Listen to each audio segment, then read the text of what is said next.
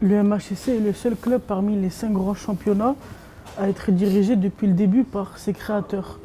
Est-ce que c'est une fierté pour vous? Je ne sais pas si c'est une fierté, c'est une cause à effet, c'est comme ça. Donc Louis-Nicolas a créé le club, nous, avec mon frère, maintenant on est là. Je ne sais pas si c'est une fierté, si ça dure, ça fait plus de 44-45 ans, donc c'est que ça prouve que le club fonctionne bien, il est en première division, donc la fierté elle est là. Oui. Au-delà de la douleur du décès de votre père, comment avez-vous vécu sa succession? Est-il forcément plus compliqué de succéder à un dinosaure ou au contraire, c'était plus facile parce que vous avez été président délégué depuis 2002, en Bah, 2002? c'est à la fois l'un et l'autre. Que ce soit pour le club de foot ou la société, que ce soit moi et mon frère, on est dans les deux, on travaille dans les deux, donc on était formatés pour. Tout était calé pour que ça fonctionne, quoi. Après, il y a les côtés aléatoires du football où il y a les résultats, il faut que ça marche. Maintenant, ça fait qu'un an et demi, donc on verra, on se donnera rendez-vous dans 10 ans pour voir si dans 10 ans on est toujours là et que ça va prouver qu'on a fait du bon boulot encore avec le club. Montpellier accueillera en juin prochain la Coupe du Monde féminine. Le MHSC a été un club précurseur dans le football féminin et qui compte quelques internationales françaises. Qu'attendez-vous de cette Coupe du Monde? Ben déjà, ça va être je pense pour la ville de Montpellier, c'est une belle chose de participer à cette Coupe du Monde.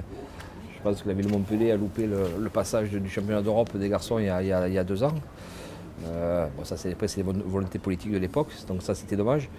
Après, non, mais j'espère que ça sera une belle fête pour les Montpelliérains, une belle fête pour la France, et que j'espère que l'équipe de France féminine ira le plus loin possible. Et si elle peut être championne du monde, ça serait quelque chose de magnifique. Mais déjà qu'elle arrive déjà en demi-finale, ça sera déjà une belle chose.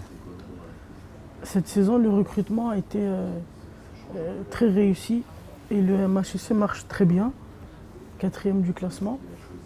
Peut-on dire que le club vise une place européenne en fin de saison? On essaye, on verra, on fait tout pour. Après, je ne sais pas si on va y arriver, mais si on pouvait rester déjà dans les 5, 6, 7 premiers, ça serait une belle chose, ça serait une belle saison. Et ça ferait une progression par rapport à la saison dernière où on a terminé 10e ou 11e. Et voilà, c'est essayer de franchir des paliers et de maintenir le club dans les 8 premiers, ça serait bien. On évoque souvent Benjamin Lecomte et Ruben Aguilar comme possibles joueurs de l'équipe de France, mais qu'il ne leur manque que le fait d'évoluer dans un grand club pour y arriver. Est-ce que ça vous tracasse? Est-ce que ça vous embête? Ça nous tracasse quoi? Le fait que, soi-disant, ils ne sont pas dans un grand club pour... Si les gens le disent, c'est qu'on n'est pas un grand club. Après, je pense qu'on est un bon club de première division. Après chacun estime jusqu'où il peut aller. Après, ce sont 2 joueurs qui sont sous contrat à Montpellier. Benjamin a eu la chance d'être appelé à l'équipe de France 2-3 fois. Donc voilà, après s'il faut qu'ils grandissent, mais on verra plus tard. Mais plus ils vont rester chez nous, mieux ça sera. Après, c'est sûr qu'un jour ou l'autre, il faudra qu'ils partent comme d'autres joueurs. C'est la vie, ça. Andy Delors, fan du club, dit souvent qu'il souhaite rester durablement au MHSC, mais il est prêté par Toulouse jusqu'en fin de saison. Est-ce qu'il sera Oui. Montpellier la saison prochaine? Oui, très bien, merci, c'est une bonne nouvelle. Autre recrue emblématique, vous avez embauché Philippe Sers, commentateur. Ça a toujours été important pour vous d'aider les gens qui aiment le club? Je ne sais pas si c'est important, ça fait partie de notre ADN.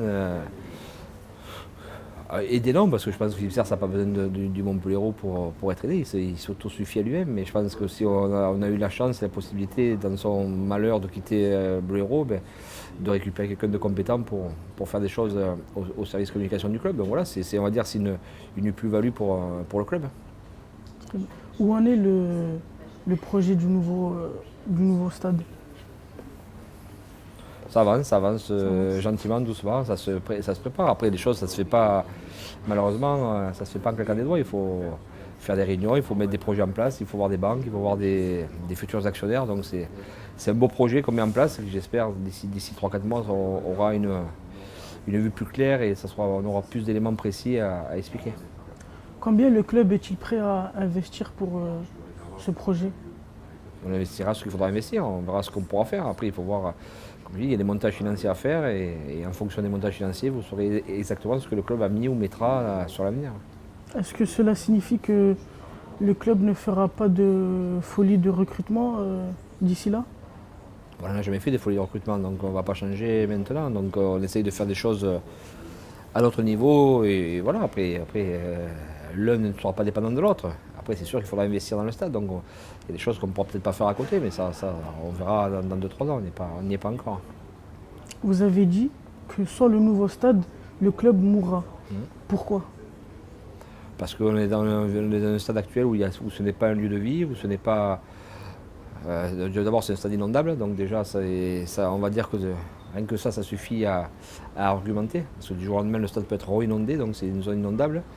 Et voilà, et puis je pense que maintenant, que ce soit tous les sports de haut niveau, il faut créer un lieu de vie, voilà, tout simplement, et avec des restaurants, des boutiques, des bars, enfin, des choses qui attirent les gens qui viennent un peu avant, un peu après pour passer un bon moment. Et c'est vrai que malheureusement, à la Mosson, les gens ils arrivent juste quand ils peuvent arriver et puis ils partent de suite après, donc parce qu'on n'a rien pour les accueillir, on n'a pas de lieu de réception, on n'a pas d'endroit pour vivre, pour échanger, pour partager des choses avec des gens, quoi. Donc je pense que à l'heure des nouvelles technologies, où maintenant avec un simple téléphone assis sur là, tu peux regarder ton match, il faut amener quelque chose aux gens si tu veux que les gens viennent voir les matchs. Donc il faut amener un certain confort, et plein de choses à côté qui font que les gens prennent plaisir à venir. Sinon tu restes chez toi, quoi.